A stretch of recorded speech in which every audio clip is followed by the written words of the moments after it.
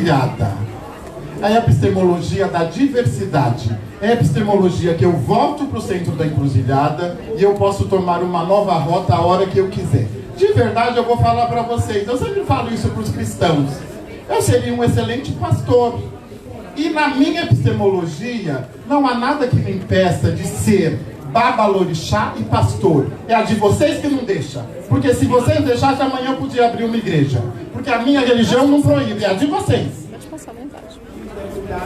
Então, eu poderia ser babalorixá, macumbeiro, feiticeiro, matar bode, galinha, pá, e ter uma igreja. Mas é vocês que não podem. Porque a afrocentricidade é do E.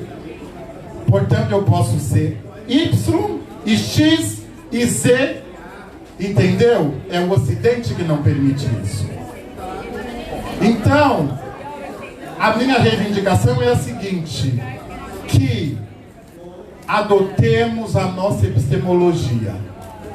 Vivamos sem culpa, sem pecado, sem punição e sem sofrimento. A epistemologia preta não aceita sofrimento. Aquele que nos faz sofrer deve ser entregue a Exu ou a Egungun e deve morrer. Axé.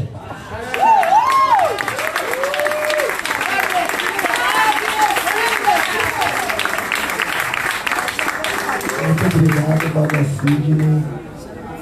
Vamos agora ouvir Equipe Leonor.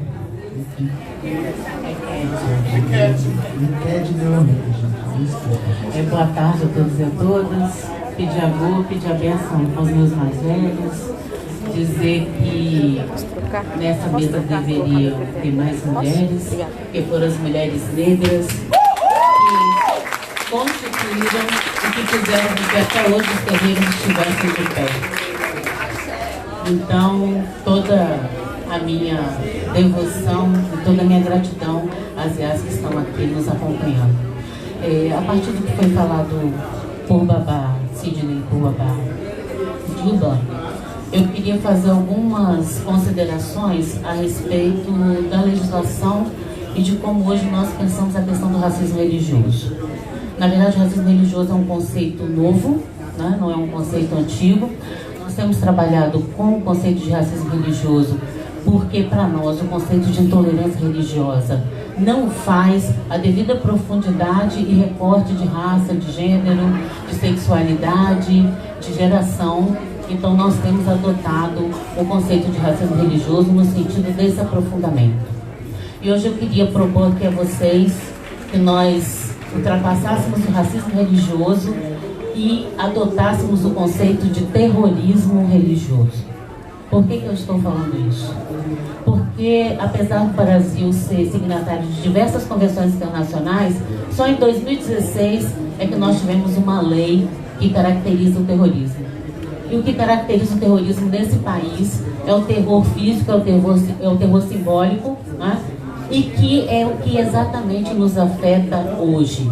Para vocês terem uma ideia, no período de 2014 a 2017, nós tivemos mais de 56 babalorixás e alorixás assassinados no estado do Pará. Nós temos babalorixás e alorixás assassinados em todo o território nacional devido ao avanço desse fascismo, dessa retomada da direita no nosso país. E isso piorou muito nos 2 últimos anos, principalmente após a posse daquele que a gente não diz o nome. Então, o que nós temos hoje não é só o racismo religioso, é um racismo junto com o terrorismo, porque muitos dos nossos, principalmente os pequenos terreiros de candomblé, os pequenos centros de umbanda, têm terror do que está acontecendo no Brasil. A Baixada Fluminense é um dos melhores exemplos do que vem nos ameaçando e do que vem nos matando, né? E aí, como o Baba Sidney mesmo lembrou, a nossa morte é antecipada, porque a gente morre primeiro, né? Dentro da nossa mente, dentro da nossa fé e dentro da nossa crença de que esse país pode ser um país melhor para negros e negras. E, para vocês terem uma ideia, de 76% dos casos que foram colocados na justiça e que eram casos de racismo religioso, apenas 12% são configurados como racismo religioso. Os delegados não aceitam registrar a violência contra os terreiros como racismo religioso. Não aceitam. Então, o que nós temos colocado dentro das delegacias e no jurídico é só a ponta do iceberg, né? Ele é muito maior e nos atinge diretamente. No Rio de Janeiro, o meu eleito, o meu Juarô, né? Eu agradeço ter como meu babalorixá Babá Dailton de Ogum, porque nós fazemos no meu Juarô aquilo que todo terreiro deveria fazer no Brasil, ser um espaço antirracista. Nós precisamos que as nossas iás e que os nossos babás entendam que os terreiros são territórios negros antirracistas. Não falar de política dentro dos nossos terreiros é embranquecer os nossos terreiros. O nosso conceito de religião não é o religare, porque nós já nascemos ligados. Nós estamos todo o tempo ligados, porque é a nossa ancestralidade que nos constitui enquanto povo de terreiro. Então é nisso que nós temos que investir. Nós não somos, né, missionários. A gente não sai batendo na porta de ninguém, nem fazendo preleção em lancha, nem em ônibus. Mas nós precisamos dizer aos nossos que eles precisam votar em preto. Preto vota em preto. Preto vota em preto. Não tem como ser diferente. Mulher tem que votar em mulher. Nós precisamos romper o machismo, romper a homofobia e romper essa ideia cristã na hora de votar, na hora de comprar, como Babadiba falou. Para vocês terem uma ideia, a maior parte das lojas hoje, e aí me corrijam os baianos que estão aqui comigo, mas grande parte das lojas hoje, na Feira de São Joaquim, que vendem produtos de candomblé, são de evangélicos. Nós estamos dando dinheiro para que nos matem. É isso que nós estamos fazendo. A questão prisional é uma questão séria para nós. Porque, né, aqueles que nos matam saem evangélicos das cadeias. É uma ofensiva orquestrada, não se enganem. Nós não estamos falando de acaso, nós estamos falando de uma ofensiva orquestrada, porque os nossos territórios incomodam. Nós temos terreiros pequenos de Aiorixá, de Babalorixá, e aí dizer a vocês que os terreiros que sofrem a violência, o terrorismo religioso, na sua maior parte, são coordenados por mulheres e por LGBTQIs. A maior parte. Eles é que são os mais atingidos. Obrigada, Babá. É um assunto que deixa a gente com os cabelos em pé. Mas porque o que a gente tem visto, nós vimos alguns terreiros pequenos nesse país, e a maior parte dos nossos terreiros são pequenos, porque a nossa religião é uma religião familiar, né? É da nossa Constituição. Eu vi a Lorixá comprando uma embalagem de ovo para colocar nas paredes do seu terreiro, para que o som dos atabaques não saísse. Vocês devem ter visto aí na mídia outro dia, o cara que falou que entrou, quebrou tudo, deu tiro e matou, porque o barulho estava incomodando, não é? Agora, nós somos obrigados a pegar uma lancha para atravessar a Baía de Todos os Santos, para Itaparica, para louvar os nossos egunguns e ter que ouvir a falação de evangélico durante todo o trajeto de 1 hora. E ai da gente se falar que não quer ouvir. Porque aí quando a gente está com fim de conta, eles vêm pregar na nossa frente. Jesus vai te salvar. Não é? E aí, como diz Babá, eu não sou cristão. Não sou cristão. Eu não tenho que rezar Pai Nosso, a Bíblia não é o meu livro, não é? Não sou. Então nós precisamos realmente avançar nessa questão, porque é uma questão de terra e de territorialidade. A maior área verde preservada de Salvador é de um terreiro. É de um terreiro. É a maior área verde preservada de Salvador. Nós precisamos de água, nós precisamos de folha, e os nossos territórios incomodam. Porque eles estavam fora dos centros urbanos, hoje eles não estão mais. Os centros urbanos cresceram e chegaram aos nossos territórios. E nós estamos sendo empurrados. A invasão do Vodunzô, em Salvador, foi justificada pela polícia militar porque dizia que estava caçando bandido. Invadiram o Vodunzô, quebraram porta, meteram o pé na porta, desacataram o Babalorixá. E isso é terror psicológico, isso é terror físico. Então nós temos que avançar e dizer que esse racismo religioso hoje é um terrorismo religioso contra as comunidades de terreiro, porque nós não somos só religiosos do portão para dentro.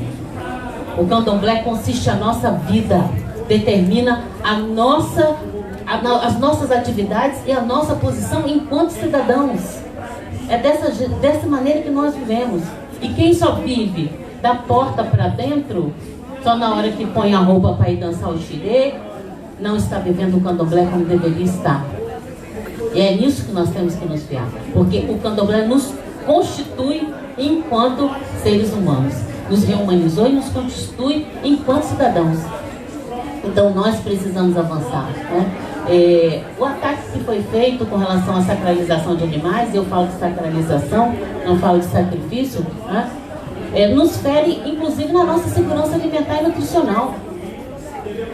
Nós alimentamos pessoas.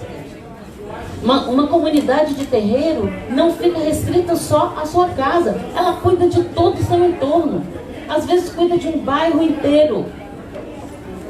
A Yalorixá é psicóloga, ela atende aquele vizinho que está passando fome, ela ajuda aquele que precisa de uma assistência médica. São os nossos saberes tradicionais que salvam muitos, que ajudam a muitos.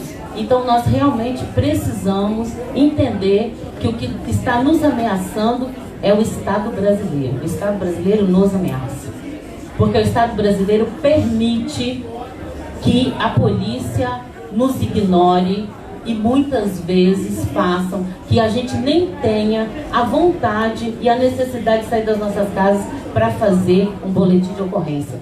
Que a gente sabe que vai chegar lá e vai ser uma guerra para dizer que aquilo foi um ataque religioso, foi um ataque racista e religioso.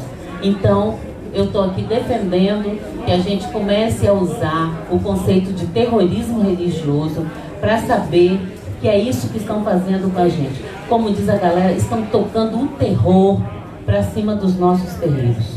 Obrigada. Obrigado. Vou passar agora para o Xará Daniel. Gente, tá muito bom, né? Desculpem eu passar o tempo para vocês. Pela gente, poderíamos ficar aqui o dia inteiro ouvindo, que tá muito gostoso, tá? Daniel, agora fala com você. 10 minutos, tá? Tá bom. Bom, primeiro boa tarde. Boa tarde. Agora melhorou, mas axé. Eu queria primeiro saudar meus mais velhos, minha ancestralidade também, dizer ao Babá Sidney que para mim também saber que alguns anos atrás, ter sabido que meu pai é o Oxaguian, minha mãe é o Xum, foi muito importante para minha vivência, principalmente falando de racismo, e isso trabalhando no CERT já há muito tempo, mas o quanto fez diferença entender essa condição, que de fato é uma vivência que vai atravessar tudo que a gente faz, que é o que se chama de cosmovisão, enfim, e que isso ainda quero aprender muito e saudar as falas que me antecederam, principalmente porque é sim um aprendizado cotidiano para a gente que é mais jovem, inclusive nessa militância, entender esse percurso todo, entender quando a gente fala de racismo religioso ou de terrorismo religioso. Eu estou com a Leonor nessa mesma concepção, porque é como o Estado se coloca, e há pouco tempo atrás saiu uma pesquisa, por exemplo, sobre as notificações de crime, que ainda é chamado só de intolerância religiosa, e por mais que tenha dobrado as notificações, a gente sabe o tanto de subnotificações que temos na polícia, e Leonor já falava sobre isso, quando isso vira uma notícia crime, para ter alguma consequência. Mesmo assim, a gente teve o dobro de janeiro a abril, mas os dados que foram coletados com a lei de acesso à informação não dão conta, com o que a polícia publicou, de quem são as vítimas desses crimes. Por alguma coincidência, esse é o dado que não constava do relatório. Mas a gente sabe quem são. E a gente sabe quem perpetra o crime também. E pensar essa condição do racismo religioso, ele, assim como a gente discute racismo institucional, racismo estrutural, é importante também pensar o racismo religioso em todas as esferas. Por exemplo, eu fiz a minha faculdade numa faculdade católica, que é a PUC de São Paulo. Fiz Direito e me formei em 2006. E a gente é obrigado a ter aula de teologia, né? Nos primeiros anos, teologia. O que você pensaria das aulas de teologia? Você imagina alguma coisa que traga algum pluralismo, né? A gente ingenuamente, pelo menos, acha que vai ter alguma horizontalidade.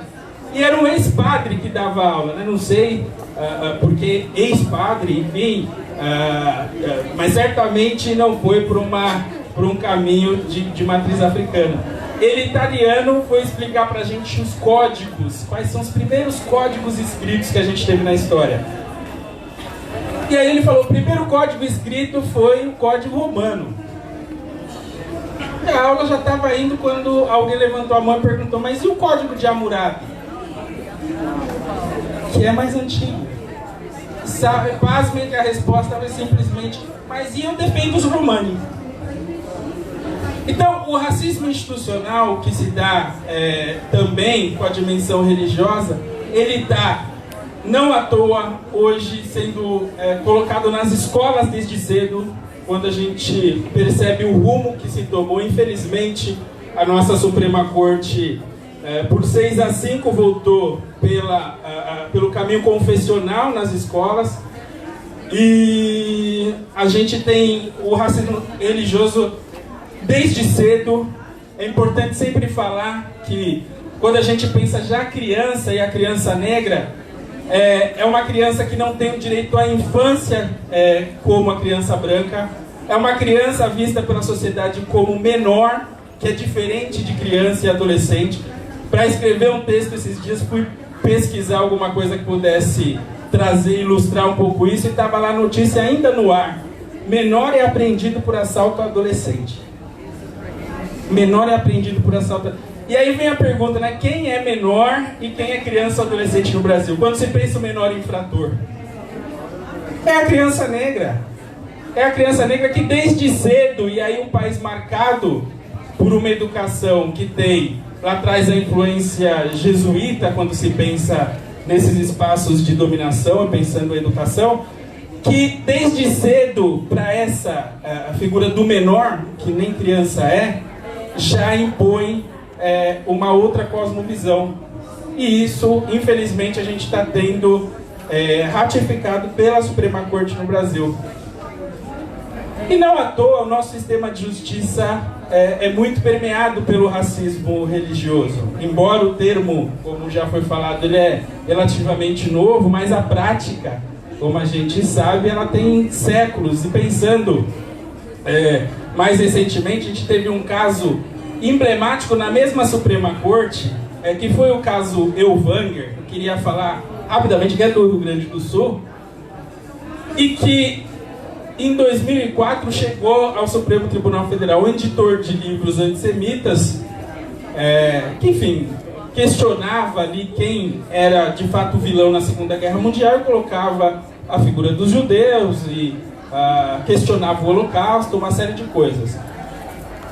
Essa figura foi acusada pela lei de racismo, pela 7716, e a defesa dele argumentava que não poderia ser racismo o que ele pregava, porque judeu não é raça. Judeu não é raça. E a gente vê todo um trajeto de interpretação nesse caso, que fez com que a Suprema Corte, inclusive, lançasse um livro sobre esse caso, que é um caso que ficou emblemático sobre como a lei do crime de racismo pode ser aplicada, inclusive para crimes religiosos, naquilo que é o mais importante do racismo, que é a imprescritibilidade, ou seja, é um crime que sempre pode ser denunciado. E a defesa do Elvanger falava que não, como era uma questão com judeus, isso não poderia se transformar num caso imprescritível, ou seja, já tinha prescrito, então não deveria haver punição.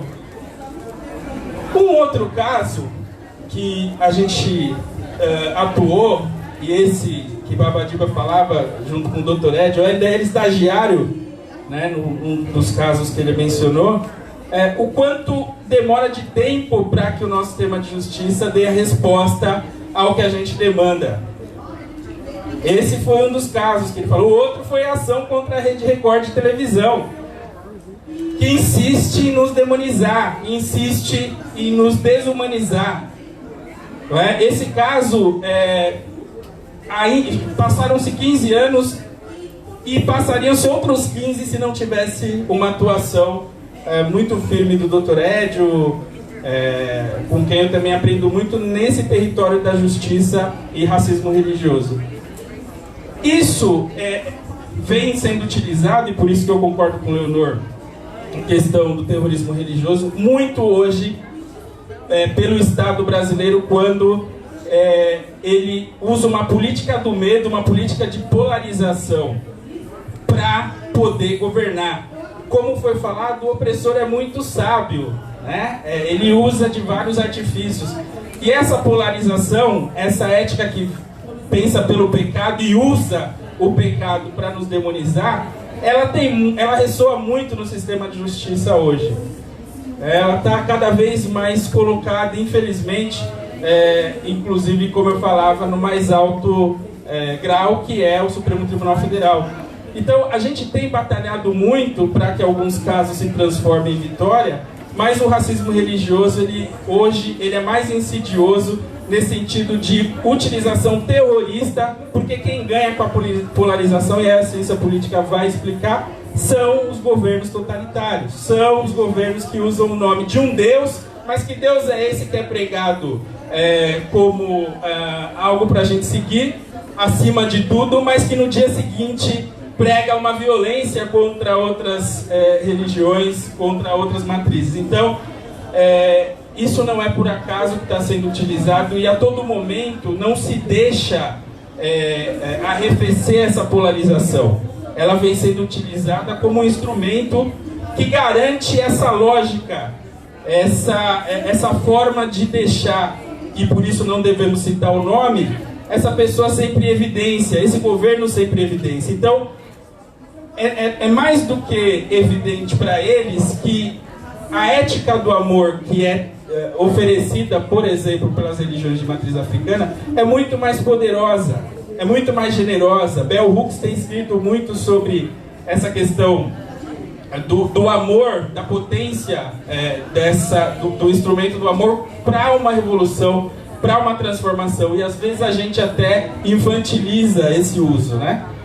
Mas quando a gente olha para as religiões de matriz africana, na verdade o que se tem é muita generosidade, é outra potência, quando a gente pensa, é outra forma de ver o mundo. E isso tem muito mais força, mas infelizmente a gente na justiça não tem visto isso causar o impacto que a gente gostaria. É muito difícil para mim, trabalhando como advogado há tantos anos, ter que me deparar sempre com casos em que a gente está no limiar ali de não acreditar mais em nada. Esses dias a Ana Carolina, que é advogada também mais recente nesse tema, ela falou, terminando uma audiência, que a juíza com a parte racista começou a se identificar, importante para a gente seguir, e principalmente porque esse tema está colocado dessa forma degenerada, está colocado pela polarização. E nesse sentido que eu queria finalizar com o nosso filósofo Almir Neto, quando ele fala um pouquinho dessa questão de se utilizar Deus para tudo e para esse desgoverno, que ele diz, né? Deus lhe pague, Deus lhe guie, Deus os abençoe. Deus é nosso Pai, é nosso guia. Tudo que se faz na terra se coloca Deus no meio. Deus já deve estar de saco cheio. Obrigado, Daniel.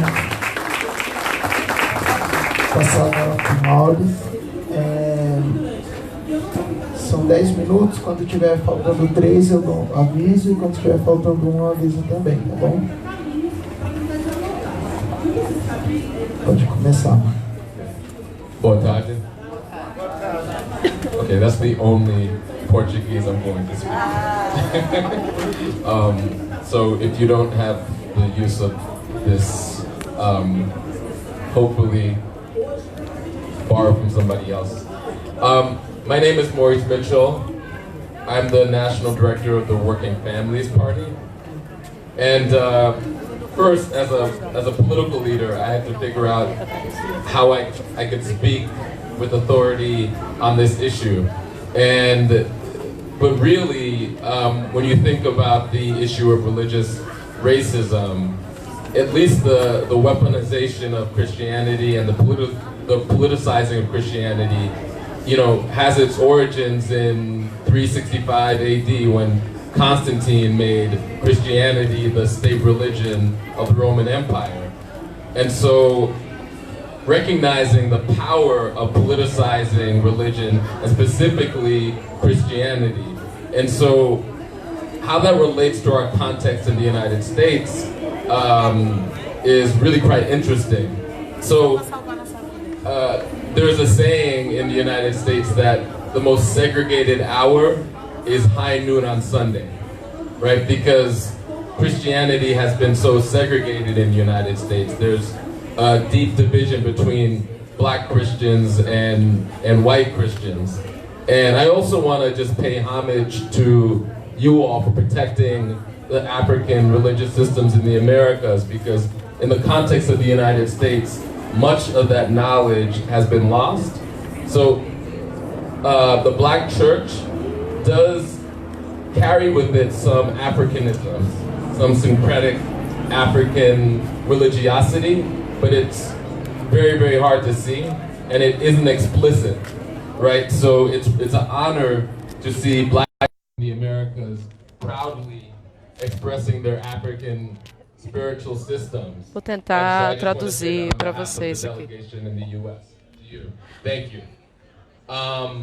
Eu gostaria de apresentar essa perspectiva e agradecer a vocês pela perspectiva de um norte-americano até os anos 70. Na experiência evangélica não era politizado. E houve esforço concentrado das pessoas no Partido Republicano. It was a concerted political project that took many decades, right? And so to me the question is, why do this? As igrejas evangélicas foi projeto político. A pergunta então, they understood that the corporate far-right project was not attractive to the majority of people, including white people in the United States. And in order to be able to bring together enough majorities to hold corporate power, they needed the assistance of the evangelical movement. So early on, the evangelical movement, the far-right corporate movement, aligned around an axis of patriarchy, corporate power, and racism, right? And has used that in order to advance the far-right agenda to great impact. And so when we see Trump, Trump is the byproduct of a decades-long project of aligning white Christian identity, corporate power, and patriarchy.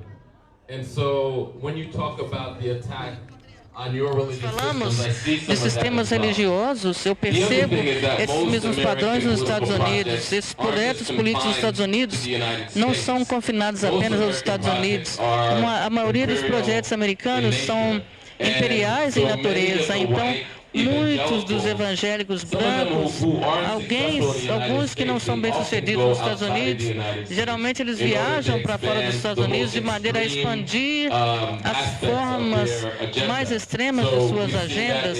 Nós percebemos isso no continente africano, nos movimentos evangélicos em outros espaços, e eu tenho certeza que há relações sobre o movimento evangélico nos Estados Unidos e no Brasil. Então há algo que nós precisamos considerar, como é que nós podemos ser aliados dos Estados Unidos, assim como evangélicos brancos estão tentando exportar e estabelecer relações com movimentos evangélicos no Brasil. Outras questões,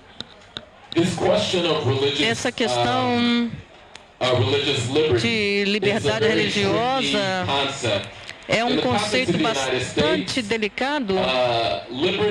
As liberdades são utilizadas, são apreciadas ou aproveitadas por pessoas, que são impostas em pessoas. E mesmo quando há legislações que podem parecer boas, que são reforçadas em pessoas negras, porque geralmente são apreciadas por pessoas brancas. Essa linguagem da liberdade religiosa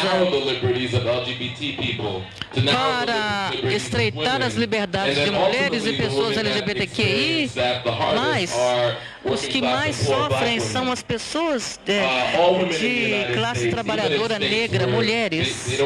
Mesmo nos Estados Unidos, eles não têm direitos acesso a direitos reprodutivos. Todas as mulheres têm as mesmas necessidades, porém, as mulheres não evangélicas são aquelas que têm o acesso e o privilégio de acessar sua saúde reprodutiva. Quando falamos de legislações que estreitam os direitos reprodutores de mulheres, é, portanto, por isso que muita dessa linguagem não é explicitamente racista, mas dentro dessa linguagem há um racismo, um impacto racista. Então, esses são alguns pontos que eu gostaria de trabalhar no contexto brasileiro. Mas algumas questões que eu gostaria de discutir. One of the places where there was most resistance in the civil rights movement was the Black movimento de direitos civis foi a Igreja Negra, e uma das coisas que ocorreram durante várias décadas é que houve uma despolitização e a remoção de tradições radicais dentro da Igreja Negra. E isso ocorre quando nós estamos aqui, como seus terreiros estão embranquecendo.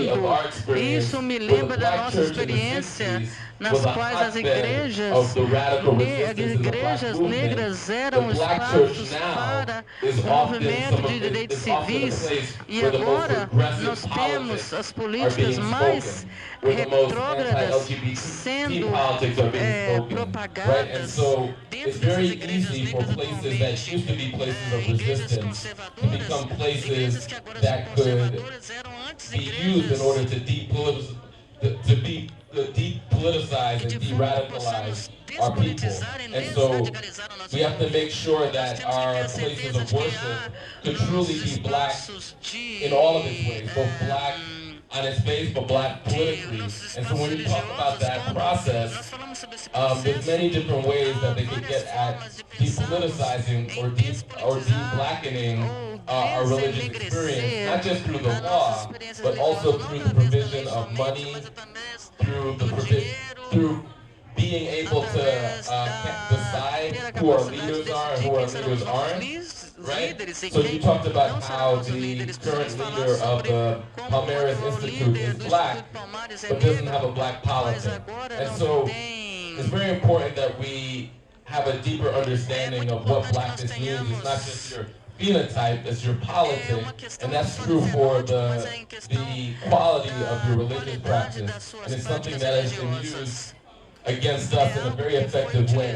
And to the point where black churches are afraid to be political now, right? And they try to build this line where they quando nós estamos pensando na forma de não reforçar políticas dentro da igreja negra, mas vai contra toda a nossa história, essa noção de que nós não deveríamos politizar nossas experiências religiosas. Então, no meu minuto final, eu gostaria de, em nome dos meus colegas nos Estados Unidos, eu gostaria de agradecer, estou honrado de estar aqui em suas presenças, e esse é um momento monumental historicamente enquanto negros e negras, em todos os tipos de, através de todos os tipos de linhas de divisão, desafiando essas linguagens que tentam nos separar.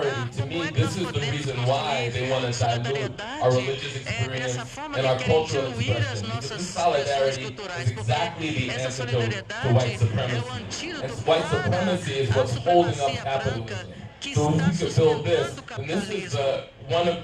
Esse é um dos instrumentos que podemos utilizar para desafiar a homofobia, a transfobia e todas essas formas de opressão que continuam a nos separar e continuam a nos oprimir. Muito obrigado. Muito obrigado. Muito obrigado. Gente, está sendo uma delícia coordenar essa mesa, todo mundo. Vamos abrir agora para as inscrições. Já tem o Felipe.